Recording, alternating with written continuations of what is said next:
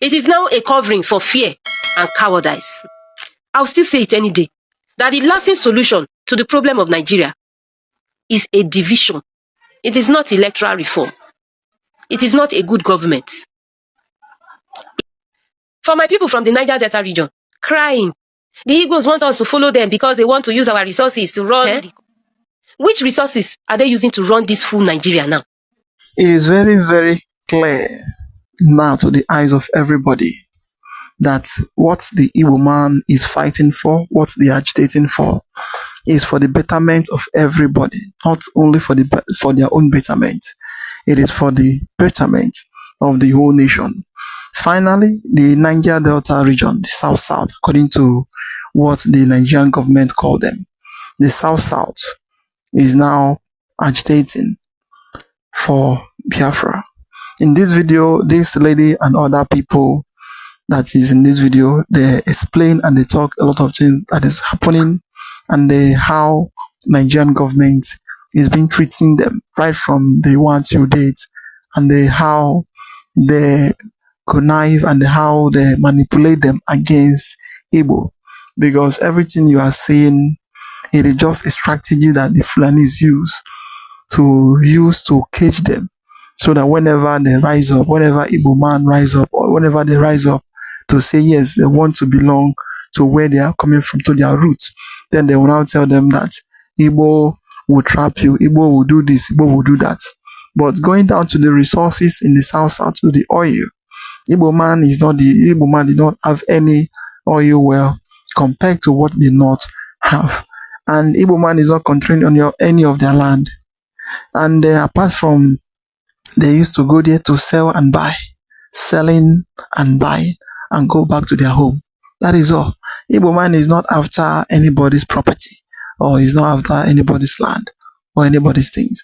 But at the end, the Nigerian government, or the people of the West, the Yorubas, and the northern region, which is the North, at the end they will tell you that Igbo man want to conquer you, Igbo man want to subjugate you, so that they will rule you. Igbo man is not ruling anybody.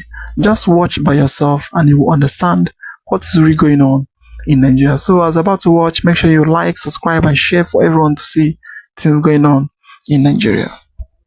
The solution to a problem that is structural is to bring down the structure and erect a new one. For decades now, we have refused to touch the structure. We have tried every other thing. It's not working. Until today, some people are still saying, no, the structure should not be touched. The unity is sacrosanct. The same people that have never supported anything good. It may be like joke. Nigeria has gotten to the point where hope and patience have become a sin. In fact, a crime against humanity and against God himself. Because patience and hope have been badly abused. It is now a covering for fear and cowardice. I'll still say it any day, that the lasting solution to the problem of Nigeria is a division. It is not electoral reform. It is not a good government. It is a division that will give us liberty. Because as it is now, we are not free. We are slaves to a system that was built for the system and not for the people. Until we rebuild a structure that will work for the people, we remain slaves. And things will never work in our favor. Yes, she has said her mind, and I know this is not the first time she's saying something like that. And if you look at it critically, you see that it is the only solution. Me have experienced as I've heard people say things like that. Severally, ab initio, I was campaigning for restructuring and regional system. But if you look at things critically, you see that that one will not solve our problem. It will be like rubbing pancake and powder on something that has gone bad. But the actual solution lies within to do this thing in a foundational way. But the few people that are enjoying this system, powerful few people, are not allowing it to slip by. That is the problem. But let's hear the other part of what she said concerning people that are complaining. I tell you that no, should I say that no part of Nigeria has resources more than the South itself, if you are talking about resources, because the Southeast has the largest gas deposits in the West Africa, if not in Africa. Well, let's hear the other part on what she said.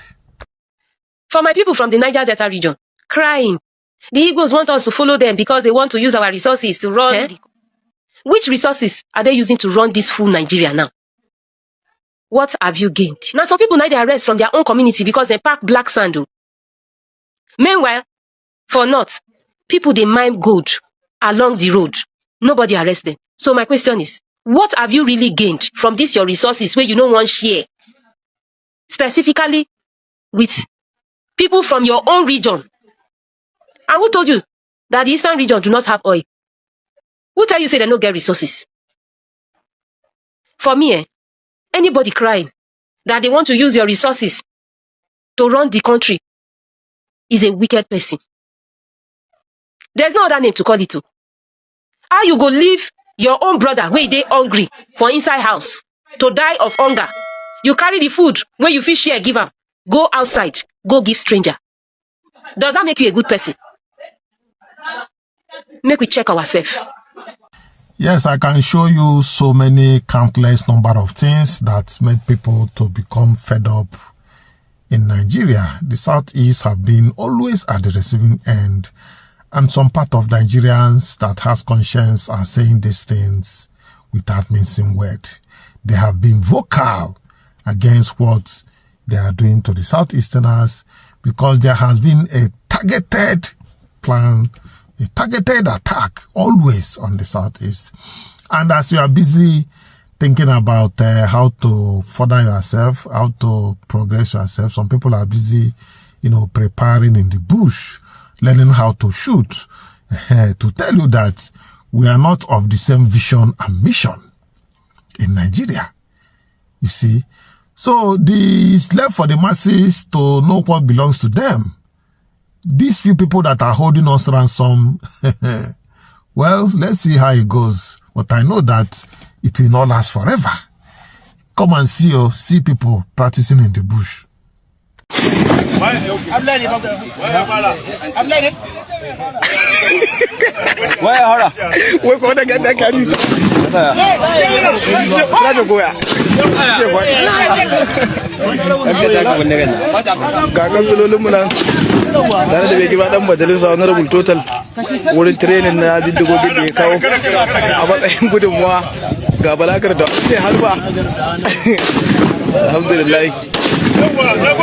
Which northern governor is seriously serious about bringing terrorism to an end? Among the 19 governors that we have in northern Nigeria, which one of them is serious about dealing with terrorism? Which one? I'm not talking about the usual condemnation statement. I condemn, we'll make sure we bring the perpetrators to book. No. Which one is putting structures on ground that will bring about the end of terrorism in his state? Which one? I never see. Maybe you don't see. Enlighten us on the comment section. For those of you meeting me for the first time, my name is Chokwaga, an advocate for a better northern Nigeria. Kindly let me know what you think on the comment section. Thank you. You have seen it. They are busy practicing in the bush to tell you that the agenda is quite different from what you are thinking. But some of us are not understanding this thing. But of recent time, it became very clear to me why these things are happening. From the help of Nnamdi Kanu's speech, you'll be able to understand the direction the pendulum is swinging to. Well, I said that some people have conscience, even among the Fulanis. Some have conscience and they are speaking out from Nigeria, outside Nigeria. But let me show you this woman. She's vocal. She's vocal, even though his tribe, which is Fulani, some of them are now attacking her, and she's vocal to defend herself. Yes. Well, like I used to say, if you say the truth, you die. If you don't say the truth, you die. I prefer to say the truth and die Now, once person they die. So let's watch this. Fulanis are killing people. I'm a Fulani. I will not be happy to be seeing my own tribe, everybody calling on them, that they are killing, they are killers. Nigerians, rise up. Wash, wash, wash. The whole of Africa, I'm begging you. This lady you are seeing here, Olosho business, Ashao prostitution, has pushed this lady into something else. Ashao business pushed this girl into hating her own tribe because the tribe of the Fulanis do not accept prostitution. So therefore, she is not accepted. So she have to hate the tribe and go against the tribe, always insulting the tribe. Secondly, she ran away from Islam because of the Olosho business. Therefore, she's against Islam. She said she joined Christianity because in Christianity, there are no strict rules, so she can do whatever she wants. You know what this guy is doing here? This guy is performing damage control. You know, when you are a Muslim and then you realize that the Muslim religion is a demonic religion, then you pull out to become a Christian. This is the way they will blackmail you and get you down, to get you down. This is what this guy is doing right now. He's blackmailing this Fulani girl for being a Christian. He's blackmailing this Fulani girl for calling out the Fulani, saying that they are the one causing the havoc, causing the problem of this country. She is blackmailing this Fulani girl because this Fulani girl is not a Muslim. She is a Christian. She is not a Muslim. That is why he's blackmailing this Fulani. Just watch the Fulani girl herself and her mother when her mother was defending her. Just watch. Okay, go. Hello, my son Jibrin. I heard the advice you are giving to my daughter. I want to tell you, Hawau is born into a Christian family. She is not an Ashewo. She's in school. She's in university. Ask anybody. You should confirm and ask. I want to beg all African Fulanis to talk to our own Fulani people. The way they are killing people is more dangerous than Ashewo work. If at all, even she's Ashewo. Ashewo, is it not better than killing people? Fulanis are killing people. I'm a Fulani.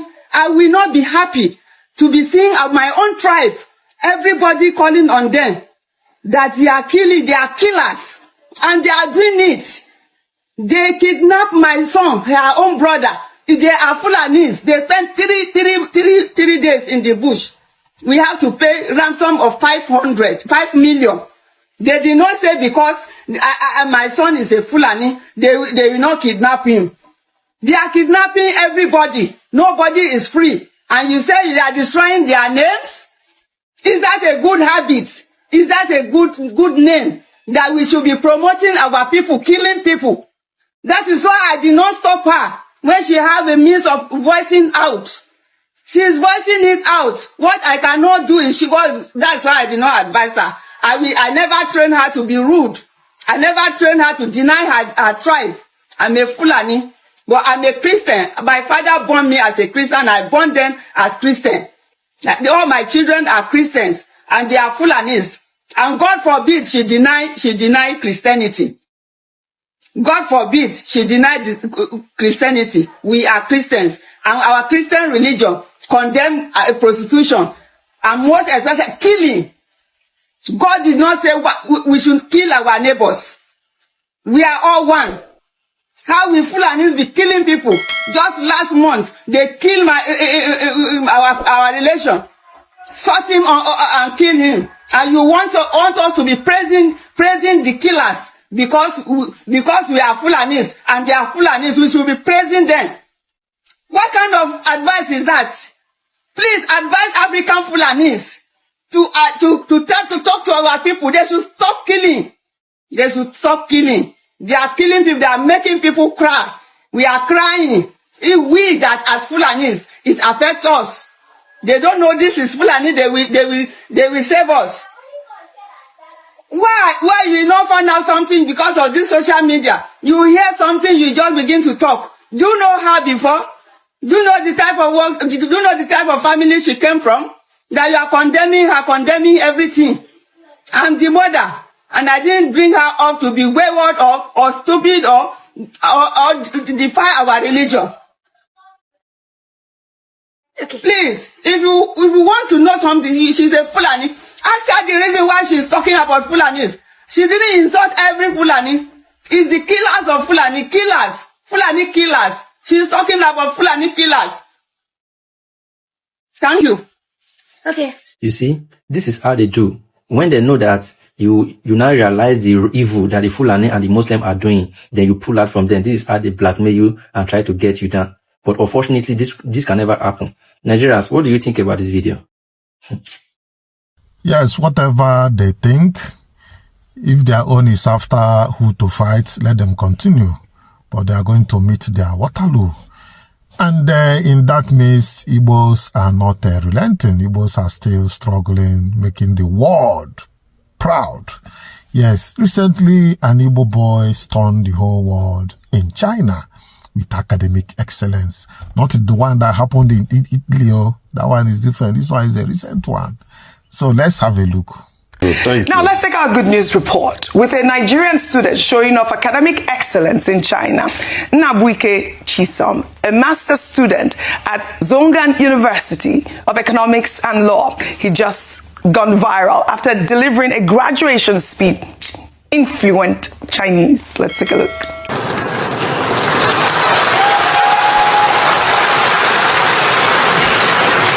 尊敬的各位领导老师，亲爱的同学们，大家好！我是来自尼日利亚的硕士毕业生齐云松，站在今天毕业典礼的舞台上，我的小心脏噗噗直跳。我相信我就是我，我相信明天，我相信伸手就能碰到天，有你在我身边。 Congratulations! I mean, this is the best thing that we have seen so far. in Chinese. Google it. Chinese. Google it. ChatGPT will help you really quickly. Congratulations. Congratulations. We love African excellence. Nigerian excellence. Now, so, Igbos are known to be this kind of, featuring this kind of feats in their endeavors. And nothing can take it away from them. Yes, both before and now. Let me show you the before on one of the things that happened in the past. Yeah, and I bet you don't miss any part of this video because you are going to learn a lot in this video. Well, having said that, let's watch this. In 1957, on live American television, a 16-year-old boy from Nigeria looked directly at a white South African teenager defending her country's economy and calmly dismantled her argument in real time. Apartheid was at its height. The idea that black South Africans were passive, incidental to their own country's wealth, was being broadcast into American living rooms as unquestioned fact. But 16-year-old Boniface Ofokaja wasn't having any of it. On national television, he told his fellow panelists and the entire country watching her something no one on that stage expected to hear from a teenager, that black South Africans were the actual backbone of South Africa's economy, mining the gold and diamonds that made her country rich in the first place. That was his first step at stardom, but it wasn't finished, not even close. Suzanne, what's one point you must get right down to the crux of the matter is that in this country, the Africans are really the backbone of your economy. And it is one of that cases where you get this question of man's inhumanity to man. And every day you come here to complain about misrepresentation in the American press. In the actual matter of fact, the American press is giving a fairly good view of the whole situation because they have a color problem themselves. Have you been to South Africa? I wouldn't even pay a penny to go there. Well, then, That's how can you talk? How can you talk? Because I have the facts. People come in there, get every people no means of living. How can I go there? I want a house, I want a home, I want position in society. Prince Boniface Okechukwu Ofokaja was born on the 21st of May 1940 in Kano, in Nigeria's north, to Prince Thomas and Susan Ofokaja, a family that traced its roots to Ekele village in Akuku, Idemili South local government area in what is now known as Anambra State, where his father would later be installed as Igwe, a traditional ruler. This is why, in the years that followed, he would carry the title Prince Boniface of Okaja alongside every other honor he earned. He earned a place at St. Gregory College in Obalande, Lagos, one of the most competitive schools in the country, and moved through it faster than almost anyone around him, earning double promotion that pushed him a full year ahead of schedule. He would graduate in 1957 at just 17 years old. But months before that graduation, while he was still 16, Nigeria's Ministry of Education selected him through a national competition for something far bigger than a classroom. The New York Herald Tribune World Forum was one of the most prestigious teenage exchange programs in the world, flying a handful of hand-picked students from across the globe to the United States each year to live with American families and debate world issues on live television. In 1957, a total of 33 students represented 33 countries. Ofokaja represented Nigeria. On a broadcast about global prejudice, Ofokaja sat alongside teenagers from Ghana, Ethiopia, and South Africa. When the conversation turned to South Africa's economy under apartheid, he didn't hold back. He stated plainly, and I quote, "Africans were really the backbone of your economy, through the gold and diamond mining that funded the very system excluding them." On the same broadcast, he addressed segregation in the United States itself, refusing to let either country's racial hierarchy go unchallenged. A 16-year-old boy from Igbo land, thousands of kilometers away from home, calling out two of the most powerful nations on earth on their own television screens. Such audacity can only come from the boldness of an Igbo man who knows and understands his roots. Ofokaja returned home, and in 1958, immediately after his school certificate, walked into a newsroom. He joined the Nigeria Broadcasting Corporation in Lagos, cutting his teeth in the earliest years of Nigerian radio journalism.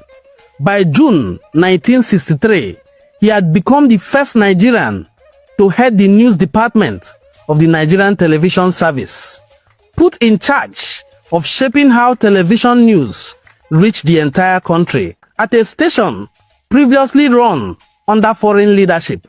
He wasn't just reporting the news anymore.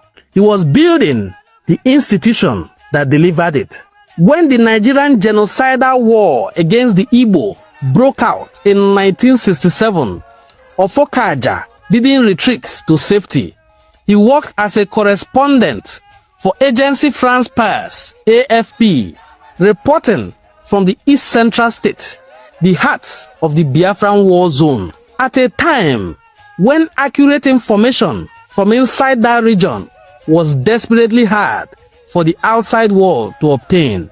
Ofokaja went home and brought the information, sending it out to the entire world. He carried that same instinct into peacetime, going on to become Director of News and Current Affairs, and eventually Director General of the Anambra Broadcasting Service, where he helped launch one of Nigeria's earliest attempts at open radio and television-based higher education. Prince Boniface Okechukwu Ofokaja died on the 10th of November 2018 after a brief illness at the age of 78. A teenager who once challenged apartheid on live television and grew into one of the men who built Nigerian broadcasting from the ground up. He was just 16 when he refused to let a lie about his continent go unanswered on American television, he wasn't waiting for permission and he wasn't waiting to grow up first. Some people spend a lifetime finding their voice. Boniface Ofokaja found his voice at 16 and spent the rest of his life making sure that Nigeria had won. At 16, he stood before American television and stood up for black South Africans. Today, black South Africans are chasing other Africans away from South Africa. Today, Ofokaja's speech, nearly 70 years after, is celebrated all over the world. That is the courage of an Igbo man. That is Igbo excellence. Are Americans prejudiced in their opinions about Africa? They most certainly are. How could they be objective about African Negroes while they are prejudiced against American Negroes? I disagree with you completely. I think that Americans are prejudiced for African natives and are very prejudiced against white people in Africa. Well, I'm getting confused. How can Americans be for and against Africans at the same time? Well, if I say anything, I'm going to confuse you still more. As an Ethiopian, I'm prejudiced against both white people and Negroes. Our discussion are 4 high school students from 4 different countries in Africa. Let me introduce them to you now. Here is Amelia Day from the Gold Coast. Amelia is 18 years old. Here is Susan Rennie from the Union of South Africa. Susan is 17. Susan, those school uniforms, are they always that short? No, this is actually a dispensation. I'm a senior, but the other girl kept to have them 3 inches above the knee. Very interesting study in native costumes. Thank you. Now let me introduce the boys, will you? Here are our baby for tonight, 15-year-old Meston Benega from Ethiopia, and 16-year-old Boniface Ofakaja from Nigeria. Now, let's start out by asking you what some of your own prejudices are. How about you, Amelia? Have you got any prejudices, say, against the Nigerians? Yeah, I have my own fair self-prejudice against the Nigerian. Coming from the Gold Coast, where there are many Nigerians, I think that I sometimes look down on the Nigerians as somewhat inferior to us. Because, you see, the Nigerians who come to the Gold Coast are mostly beggars. So that's my opinion about Nigeria. This is funny. I don't see how you have a case against for this your proposition, or I say for this your stand. Actually, personally, I look towards the Gold Coast not as inferiors, but perhaps as people that are individualistic, are not working towards the communal effort or towards the welfare of the nation. They, of course, have made great strides because they are a very small country, and yet you have all the differences in their country. Nesbin, how about your prejudices? You admitted to several at the beginning. Well, as I told you before, we have also our own prejudices against the African Negroes. We consider them as inferior. We have, of course, our own reason for saying so. What are they, Nesbin? Well, first thing, we consider ourselves to be of the lost tribe of Israel and not Negro. It's only that our faces are burnt that we look like Negroes. And also, we've been ruling part of Africa for hundreds of years during the 16th century, and we ruled parts of Egypt, Sudan, and far down as Mozambique. Well, what about your prejudices against white men? Well, back home, if a woman marries a white man, she's considered mean, and when she died, the priests never pray for her as they would do for any ordinary man. It's just considered as suicide. Why do you think they look down on the white people so much? Well, for the first reason, religiously they consider them unclean in white because they eat pork, and that's prohibited in religion. Susan, you got any prejudices? Oh, I think I've got some pretty large prejudices. I think I'm very prejudiced against the foreign press, particularly American press, because I've come up against a lot of discrimination myself while I've been here.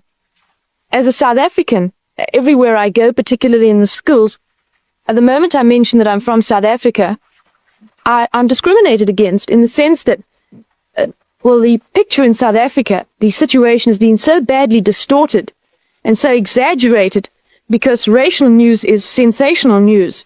And so journalists have so distorted the picture in South Africa that when I come over here, I'm looked down upon, and I've really felt this discrimination. I haven't been treated as just an individual and a human being.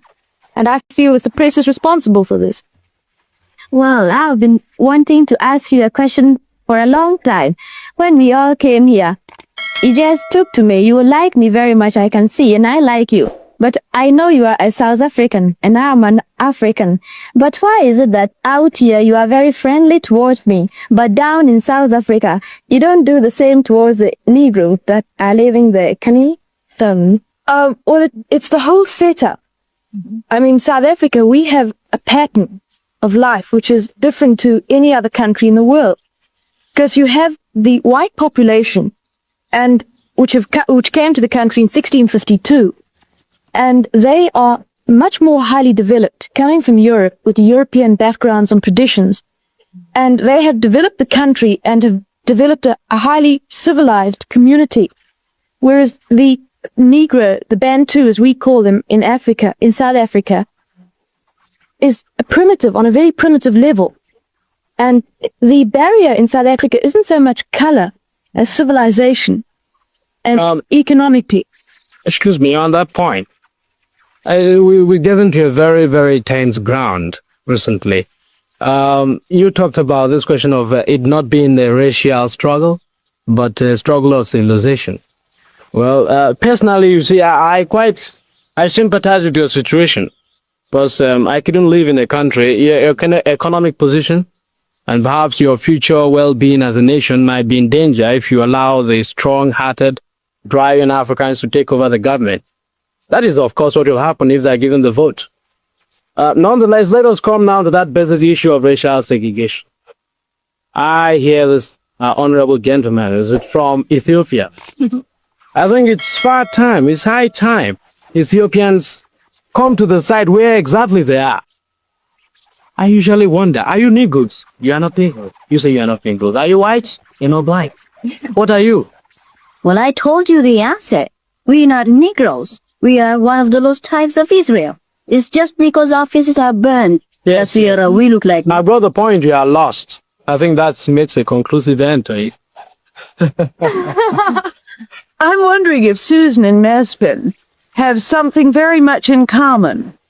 Neither one of you admit you're Africans, and yet both of you live in Africa and have for generations and generations. Well, I won't say that we naturally, because we're a different ethnical group, we're not Africans in the sense that the Negroes and other groups have actually originated in Africa. But I consider South Africa my homeland, often my fatherland, and I always will. And there is a misconception that exists.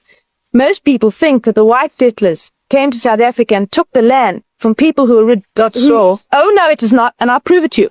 Who came to South Africa and took it away, as the whites came here to America and took it away from the indigenous occupants. In 1652, when the first white settlers arrived at the Cape, the Bantu, as they are now known, the Negroes in South Africa, were still coming down from equatorial Africa, migrating, and it's a fact that they had not yet entered what is now known as South Africa, the borders of South Africa. The only indigenous occupants in Africa, South Africa at that time, were the Bushmen, and they were exterminated by the Bantu coming down. Susan, on that point, I think you've read your history upside down. Yes, you see, the exact thing that happened was that these Dutch men, I think they are Dutch men, they haven't got a place in their homeland. Oh, not a means of living. I can just let me finish. Well, then I can prove you how wrong your historical sector. Oh no, you know your history is South African history. Mine is a bipartisan history. Well, this men came without any means of livelihood in their own country, with their economic background without any meaning at all. They came to South Africa. And the real fact as they came and there was an influx of these Dutch people from their unwanted homes, as there was an influx, the Bantus they were pushing the Bantus up into the country, till came the Zulu War, in which the Zulus were finally defeated in the most bitter and agonizing struggle they had against this Afri Spain. Yes. I don't know where you get your historical facts from. I get my historical back from, I think, is it Mr. Trevelyan is in British history. That's far better than... Trevelyan knows nothing, and I'll say that. Because it so happens that these penniless whites, as you call them, didn't come out because they didn't have homes or because of any kind of persecution. They were sent out as officials of the Dutch East India Company to establish a refreshment station for ships passing around the bottom of the Cape. Just as the Dutch settlers were sent out to America by the Dutch West India Company to settle and to make a refreshment station here. Now, I think if you had to turn around to those Dutch settlers that came out and said that they came out because they were penniless, they'd be just as indignant as I am. And as you say that the white settlers came and pushed the Bantu back. Yes. It's a fact that the whites went into the interior of Africa and didn't come into contact never even saw a Bantu until 1795, which was practically 100 years, more than 100 years after they had arrived in South Africa. How did you have the Zulu War? What brought it about? The Zulus had already, by the time, I think you must can have a look at a map. Zululand is very far from the Cape, where these people arrived. And within 100 years, after the arrival of the white settlers, the Zulus had by that time, the Zulus are a part of the Bantu group, had already come down to Natal. And then you got the two groups, the one coming from the north, the one coming from the south, and they met. And it was not the Zulu War. It was not even a clash in the sense you are taking it. It was even the British. It was a clash. The British in their benevolence, or in fact in their, because they've seen the facts that this thing is not good, they even were exercising their tempering force upon the people. Boniface, just to make things more complicated for you and Susan, I've heard a third interpretation of this, which might settle it. That was the fact that the Bantu were a migratory people. And it may be true that at some point when the whites came in, there weren't any Bantus there because they were migrating somewhere else. But look, this is all past history now. I'd like to hear something from Mesfin and Amelia on their interpretation of South African history, but almost rather, let's bring it up to the present, can't we? Yes. Yes, we'll bring it up. Well, come back just a minute, Sue, to your violent prejudices against the press because they're misrepresenting what goes on in South Africa. Do you want to clarify that a bit? Yes, I would. Will you? No. Well, I know one outstanding example of misrepresentation. We read in an American, I think it was a magazine, I won't give the name, although I could very easily. This journalist quoted Dr. D.F. Malone, who is an ex-Prime Minister of South Africa, as saying, and I quote, "The Negro does not need a home. He can sleep under a tree." Well, not only is this absolutely fictitious, but he forgot to mention the fact that brick and concrete trees, known to most people as houses, are costing thousands, millions of dollars of the white taxpayers' money annually. What did you say? I didn't get the point. Said what houses? Well, you see, this journalist said that Dr. Yes, Malone, I got that point. You say what houses costing the government millions of dollars? What houses? Concrete and brick and cement houses. For the Bantu peoples. But these are the Bantus that are working for you in the factories. How did you get the money? They got the money, they mined the gold, got the gold, and you sold the gold outside. You got the money and you say the money is yours. Of course you can't do that. That's a contradiction, Look, please. We came along. We bought the machinery. We developed the mine. From where did you get the machinery from the mines in Johannesburg? Do you own the mine? We got our machinery. We got our machinery from Great Britain. From the money that was got for the diamonds. And how did you get the diamonds out of the ground? No native labor there. How did you get the diamonds out of the ground? They weren't dug out of the ground. They were alluvial diamonds. No native labor there, my boy. What do the ladies do? You know what, Suzanne, what's one point you must get right down to the crux of the matter is that in this country, the Africans are really the backbone of your economy. And it is one of that cases where you get this question of man's inhumanity to man. And every day you come here to complain about misrepresentation in the American press. In the actual matter of fact, the American press is giving a fairly good view of the whole situation because they have the color problem themselves. Have you been to South Africa? I wouldn't even pay a penny to go there. Well, then, That's how can you talk? How can you talk? Because I have the facts. People come in there, get every people, no means of living. How can I go there? I want a house, I want a home, I want position in society. Well, look, they're getting it. They're getting exactly what they want. I'd love to hear from Amelia and Mesfin what if their picture of South Africa is the same as Boniface's. It should be the same weight. Well, coming from Africa myself, naturally, I would be a little embittered against the whites in South Africa because from what we hear, they are mistreating the Africans there. But personally, I have no preconceived ideas against the whites because, frankly, I haven't been there, and you can't always trust what you hear from people or what you read from the press. So I have no solid facts about South African problem. Actually, I myself am against the South Africans. Because, I mean the white people in the South Africa, because in whose house can one come and take away the property? Because what they are doing now, the white people are mining and taking the property for themselves. And that's what they shouldn't do. Because the native people who are living there, they should have what is the property of theirs. Well, actually, before I came from Ethiopia, I was reading about this in the press, and they were pretty hot about it. They were against the white people. The same thing could happen to them, of course. On this oppression business, if you say the Bantu in South Africa are oppressed, how do you account for this fact? That every year, regularly, hundreds of thousands of Bantu and Negroes from other territories adjoining South Africa, such as Portuguese, East Africa, etc., are invading our country illegally in spite of the law. We've gone. Are they coming for oppression? They know what goes on in South Africa, and they come back year and year again. Those who have worked in South Africa and have been sent back, come back. Are they coming back to seek oppression? This does not answer what I am driving at.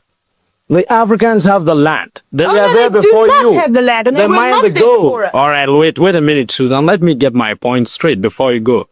They mine the lands, they get the diamonds, you sell the diamonds outside. And when you get the diamonds, you say that they are not to be given their own fair share of the quota. Have you read Cry the Beloved Country? Yes, I had. It's a one-sided view. One-sided view, and it was written by an European. How could Europeans be having one-sided view about their own They're radicals in every nation. Radicals? You are radicals in South Africa, then? Oh, no, we're not. Look, Mesfin was just talking about, and all of you, about the importance of news about South Africa in the Gold Coast, in Nigeria, and in Ethiopia. I'm wondering whether news about racial problems in the United States also takes up a good deal of space in your countries. Does it in the Gold Coast? Yes, very, because after all, the Negroes come from the Gold Coast, and we feel very badly about what the Americans are doing to our Negroes. I know that one of my ancestors probably came here too, and from what I hear in the Gold Coast, the Americans don't give the Negroes a fair chance of activities here. For instance, they don't give the Negroes the same education as they give the white Americans. And also, for instance, a Negro wouldn't be permitted to ride on the same bus with a white man. As for me, I don't think that color, which is purely a natural thing, can be such a great bar to human understanding. And I think America is a democratic nation, as it calls itself, but this one thing really doesn't show it all very well as a democratic country. Amelia, you've been in the New York area for about a month now. Does the picture you had of America that you've just described correspond to what you've seen here in the schools and the communities you've been in? Well, when I came up here, most of the people in New York told me that segregation is only practiced in the South, but in the North, they have now begun to have integration.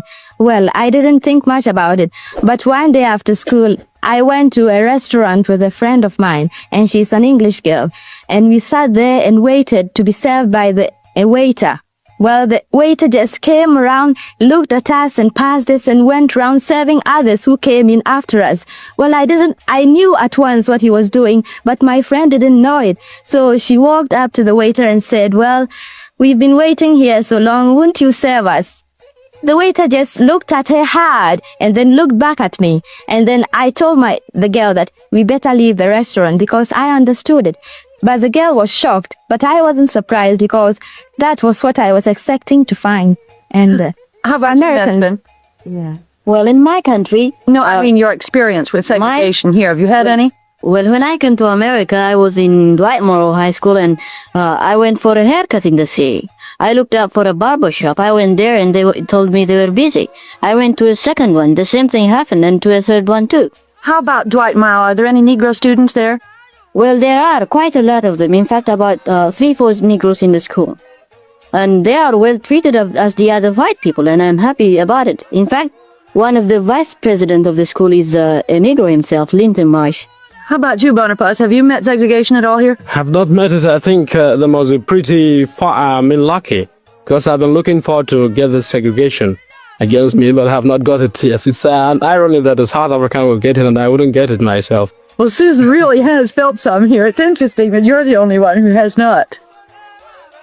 Oh, yes? What are we after now? I think we'll come back to this question of I think it was the United States racial problems. Well, I feel, of course, that the outlook here has continued to be better. You do? I do. But on the other hand, this racial segregation, which of course I do, and I'll always make that point clear, is an outcrop of insecurity in economic conditions, and also somehow low-pointed opinions and all that sort of thing. Provide other people with that same pretext by which they could criticize the United States. Asians and Africans can't understand why a country devoted to the greatest ideals of freedom and democratic government should discriminate among their citizens. We didn't get to ask Sue whether in South Africa her newspapers play out racial news in America too. Oh yes, they played a great deal. Well, naturally we get all these stories about the riots at Clinton, Tennessee, and how they had to escort these people to school and bring out the National Guard and so on and so forth. This is what I may interpret. I think there are more rats in the Johannesburg area, in the Negro area, than there are in Tennessee. Am I right, Susan? Oh, there are a couple of...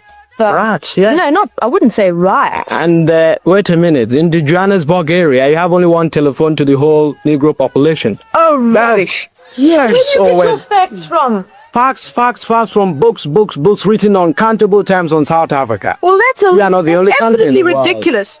That is absolutely ridiculous. Absolutely true. I'll get this for you afterwards. There are not... I can... All right, let me finish my question. Let me finish my statement, please. No, one telephone... Prejudice with so much ignorance. One telephone in the whole Johannesburg district. Why? They don't want the Africans to have a means of communication by which they could rebel against the people. I'm speaking from facts. John Gunter wrote that. That's absolutely ridiculous. And ridiculous. I think if you try and... Oh, you didn't say it was wrong. It is ridiculous. It's not wrong. It's wrong. It is wrong. Ridiculous, but not wrong. That is no fact. I think you have got your facts from one-sided... It's not one-sided, Mesfin. It's not should be, because what you've got is almost all what you've got. All right. I can give you 4 concurrent. John Gunter wrote that. An African newspaper in Nigeria wrote that. A British paper wrote that. A Lebanese paper wrote that. All the world prejudice against Well, you South can't so much criticize the country without actually going there and seeing what is happening, you see. I don't need to go there. I told you I wouldn't pay to go there. How can I go we there? have come to America and we are looking what they are doing in America. We might have got false ideas of In America, the outlook has continued to be better. In South Africa, the outlook has continued to be worse. As a And that exactly, listening. As a matter No, of that fact, we are exactly. progressing. Wait a minute, Susan. That exactly, Mesfin, is what, Susan, I think you better take care about this. When the Africans come to learn that they are really being discriminated, I think they're learning now. And when they rise, you know what has been imposed upon the people by law, or what has been suppressed when you get the people really suffered. When they rise, they shall throw away that same government. And you are... Well, look, you had your speak, I'm going to have mine now. It so happens that this apartheid, which you most probably have misinterpreted already... No, you misinterpreted. Just a minute, let me speak. Is working towards a solution in South Africa, and it so happens that there will be no riots. Nothing like that. This apartheid policy, which I will afterwards speak to you about, seeing I think there's only very little time, is working towards getting self-realization and self-rights for the black people within their own areas. And I think if you make a careful study of apartheid, you will see, and already they've started legislating in South Africa and spending vast sums of money Within the next 20 years, we're going to have a solution to our problems. I'll spend 15 years learning it, and every day I become more prejudiced against South Africa. I don't need to spend a day more. And I think you're getting your facts from the wrong source. Not for the wrong source, please. You're getting your facts from the government laid out principles and practices by which I live there. I ought to know. I don't want to live there. 7,000 miles away. How can you That's not better. I have a home, I have a house, I can knock anywhere I have. Reading Unfortunately, our time is running out. I'm wondering if anybody's got a final word to say on this subject of prejudice, where they come from. Yes. Well, folks, I understand I'm becoming an African, I suppose. Well, and I think, Susan, I'm sure that government policies sometimes conflict because you and I get on so well together, and I'm sure that this time our governments are in the wrong. So if we get on together, I'm sure in the future they will try to understand each other better. One of it? Yeah. I think the important thing to consider is whether on the balance, the direction in which a nation is going is the right one. Two different, even contradictory opinions or points of views can be hospitable, it can exist in hospitality in the United States. You're talking about Amelia's point at the beginning now. At the beginning, yes. Yes, when she said that Americans, she was confused because they could be pro and anti at the same time. Yes. Can have hospitality in the United States.